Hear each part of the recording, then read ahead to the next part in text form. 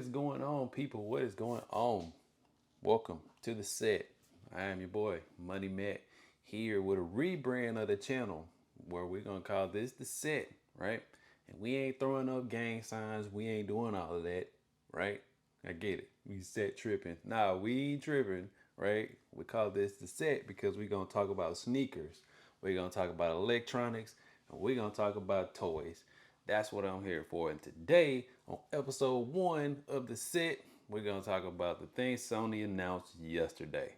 What they announced was something that I think we really don't need because the market is kind of crowded already in that aspect, but we're going to talk about it. And what we're talking about is this thing right here. We're talking about the PlayStation portal. Do we really need this? I don't know. But let's get into the specs, man.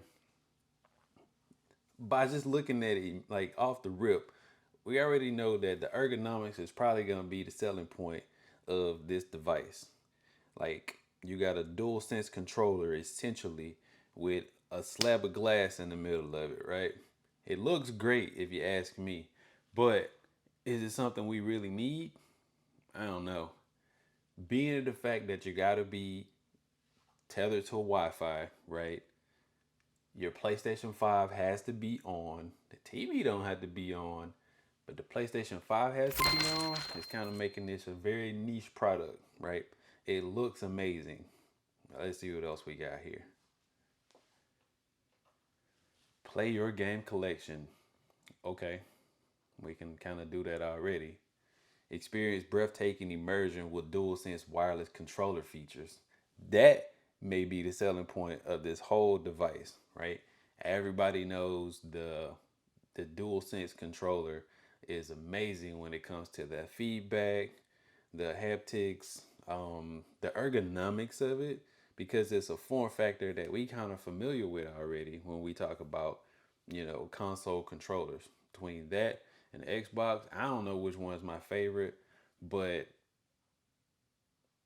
the dual sense in a sense where it has all the bells and whistles with the speakers on the controller, the force feedback that you get when you're playing certain games, you can't beat that.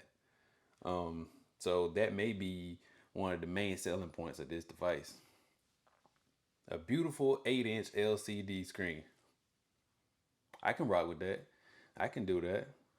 But it's kind of limited in a sense where you only got 60 frames per second at 1080p resolution. Yes, that's better than the Steam Deck, but it ain't better than this thing right here. Let me get this thing open, man. This, my friends, is the ROG Ally, and this thing comes in at 120 hertz, 1080p, 120 hertz, 120 frames per second in this thing right here, right? And guess what? You can also do PlayStation Remote from this device too. I've tried it, trust me. Paying whatever the price that Sony's asking for this thing, I don't know. I don't know if it's gonna be worth it because you're so limited, right? It's one of those devices where you kind of, I don't want to say you're a fanboy if you buy it or girl, but it's kind of niche because we already have the ability to use PlayStation Remote on a lot of different devices, from PCs to mobile phones, to getting the controllers that snap onto your mobile phone. Like, you can do it on your iPad. Like, we didn't really need this, but I don't know. Sony just won't give us what we're asking for, and all we want is a new PS Vita. That's all we want. This is not the new PlayStation Vita. It's not. The Vita was an awesome handheld, but I don't know why Sony just won't give us what we want. And they claim here, get gaming fast. Yep, we got that. But we can also do that on a plethora of other devices too. The one thing I do have a gripe with, there's no Bluetooth in this device. Now, I don't know if it's whether Sony is really trying to push these earbuds that they came out with Well, they announced yesterday also, but the fact that there's no Bluetooth and you have to use these earbuds or the other over-the-ear headphones that they announce, that's kind of concerning. Kind of concerning. So, from an initial standpoint, I like the ergonomics of it. I like the fact that it, essentially is a dual sense controller, right? With a slab of glass in the middle. But what I don't understand is why we getting this so late. We don't need this. We really don't need this. So I don't know. It's a meh for me right now.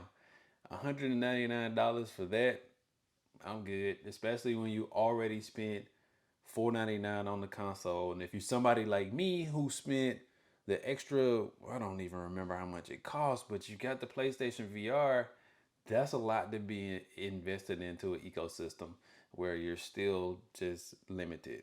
When you can pay $700 and get this, and you have Steam, Xbox, PlayStation, emulators, it's endless possibilities with this thing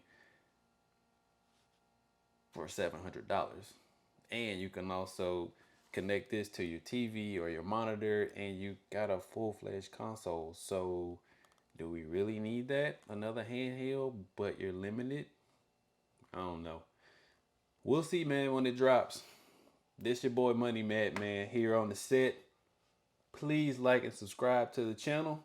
Like I said, we just rebranded the channel because I felt kind of boxed in.